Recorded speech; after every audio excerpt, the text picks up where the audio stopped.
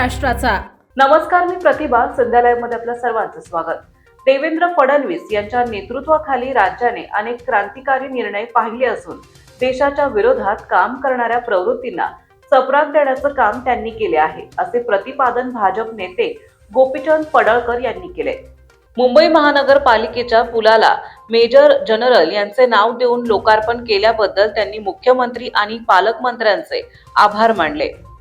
Love जिहादच्या मुद्द्यावर बोलताना पडळकर म्हणाले की अनेक प्रकरणे मी स्वतः हाताळली आहेत. पालकांनी आपल्या मुलींची फसवणूक होऊ नये म्हणून सावध राहावे. तसेच बारामतीच्या मुद्द्यावरून रोहित पवारांना टोला लगावताना त्यांनी सांगितले की बारामतीला जाण्याऐवजी त्यांनी मुंबईत पोलीस महासंचालकांशी बोलावे. पक्षाने दिलेल्या नव्या जबाबदारीला पूर्ण निष्ठेने सार्थ ठरवू असा विश्वासही त्यांनी यावेळी व्यक्त केलाय. माननीय देवाभाऊ मागच्या सरकारमध्ये केलं, त्यातूनच औरंगाबादचं छत्रपती संभाजीनगर, उस्मानाबादचं धाराशिव, अहमदनगरचं अहिल्यानगर आणि छत्री निजामपूर जी रायगड भूमी आहे, या ग्रामपंचायतचं नाव छत्री निजामपूर होतं, ते रायगडवाडी केलं. देशाच्या विरोधामध्ये, धर्माच्या विरोधामध्ये ज्यांनी इंग्रजांनी बांधला होता, 130 वर्षापूर्वी या पुलाचं बांधकाम झालं होतं. त्या पुलाचं आयुष्य पण संपलं होतं. परंतु या पुलाला मेजर जनरल जॉन बेलासिस असं नाव होतं. इंग्रज अधिकाऱ्याचं नाव होतं. इंग्रज अधिकाऱ्यांची नावं अनेक अशा पुलांना आहेत, रस्त्यांना आहेत किंवा वेगळ्या ठिकाणी आहेत. तर आज माननीय मुख्यमंत्री देवाभाऊ यांच्या नेतृत्वामध्ये, माननीय एकनाथ शिंदे साहेबांच्या उपस्थितीत आणि पालकमंत्री माननीय मंगलप्रभात लोढा यांच्या प्रयत्नाने मुंबई महानगरपालिकेच्या मालकीचा जो पूल आहे, त्या पुलाचं आज लोकार्पण झालं. 150 कोटी रुपयाचा नवीन पूल बांधलाय. आणि आनंदाची बाब ही आहे की या इंग्रज अधिकाऱ्याचं नाव बदलून पुण्यश्लोक अहिल्यादेवी उड्डाण पूल असं या पुलाचं नामकरण केलेलं आहे. मी माननीय मुख्यमंत्री महोदय, माननीय उपमुख्यमंत्री महोदय, पालकमंत्री मंगलप्रभात लोढा साहेब आणि मुंबई महापौर तावडेताई असतील, उपमहापौर असतील, सर्व नगरसेवक यांचं मनापासून आभार व्यक्त करतो.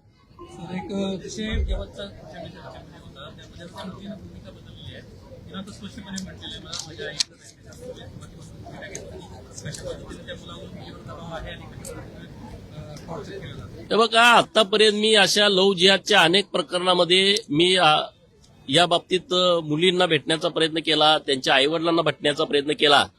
तर या मुलींचा ब्रेनवॉश केलेला असतोय, त्यांना काहीतरी दबाव टाकलेला असतोय.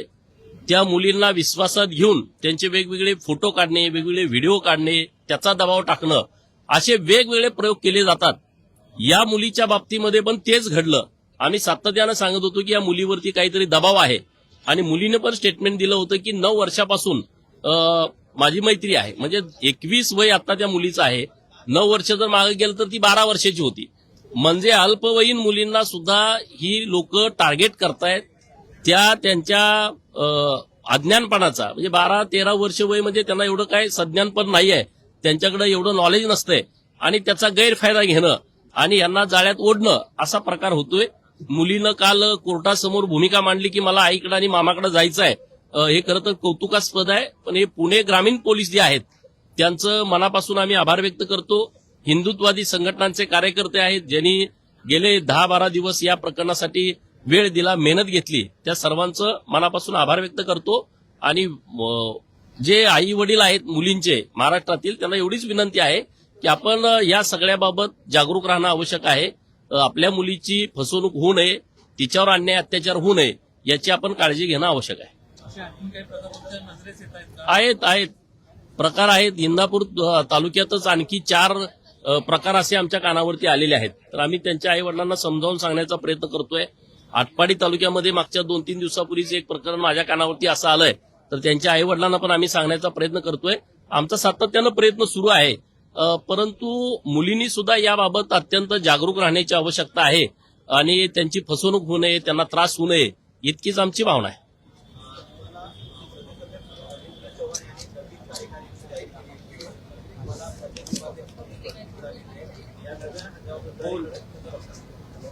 मुळामध्ये भारतीय जनता पार्टी ही कार्यकर्त्यांची पार्टी आहे आणि हे नुसतं बोलण्यातून नाही, हे कृतीतून सातत्यानं सिद्ध होतं. 1998 पासूनचा जर इतिहास बघितला तर काँग्रेसच्या अध्यक्षा सोनिया गांधीच होत्या मागच्या 2-3 वर्षापर्यंत. राष्ट्रीय अध्यक्षच बदलला नव्हता. तेव्हा भारतीय जनता पार्टीची तुम्ही यादी आम्ही सांगू शकतो, इतके राष्ट्रीय अध्यक्ष बदलले गेले. या देशामध्ये ज्या प्रादेशिक पार्ट्या आहेत, समजा शिवसेना बाळासाहेबांची म्हणजे आता उद्धव साहेबांची आहे, ते बाळासाहेब अध्यक्ष होते, आता त्यांचे चिरंजीव आहेत. पवारांची राष्ट्रवादी आता त्यांच्या परत घरामध्ये आहे. तिकडं मुलायम सिंगाची पार्टी त्यांच्या मुलाच्या ताब्यात आहे. लालू प्रसादाची पार्टी त्यांच्या मुलाच्या ताब्यामध्ये आहे. काल परवा नवीन अरविंद केजरीवाल आलेले आहेत, ती त्यांच्याच ताब्यात पार्टी आहे. उद्या त्यांचं कोणतरी नातेवाईक त्यामध्ये येईल. ममता बॅनर्जी त्यांचा भाचा आता तो पार्टी चालवू पाहतोय. जयललिताचा पण नातेवाईक त्यांनी ती पार्टी ताब्यात घेतलेली आहे. आता समजा कर्नाटकातले देवेगौड आहेत, त्यांचे चिरंजीव कुमारस्वामी ते आता पार्टी चालवत आहेत. ह्या ज्या पार्ट्या आहेत ते घराणेशाहीवरती चाललेल्या पार्ट्या आहेत आणि लोकशाही फक्त भाषणामध्ये ही सगळी लोक घेतात. परंतु भाजपमध्ये हे सामान्य कार्यकर्त्यातून राष्ट्रीय अध्यक्ष, सामान्य कार्यकर्त्यातून प्रदेशाध्यक्ष आणि त्याचाच भाग म्हणून माझ्यासारखा एक सामान्य कार्यकर्ता की ज्याला शिफारसही कुणी करणारा माणूस नाही, अशा कार्यकर्त्याला उपाध्यक्ष म्हणून काम करण्याची संधी दिली आहे. तर मी पार्टीचं मनापासून आभार व्यक्त करेन. पार्टीचा विचार लोकांच्यापर्यंत पोहोचवणं, केंद्र सरकार आणि राज्य सरकारच्या योजना पोहोचवणं, यासाठी पुढचा वेळ आम्ही देईन.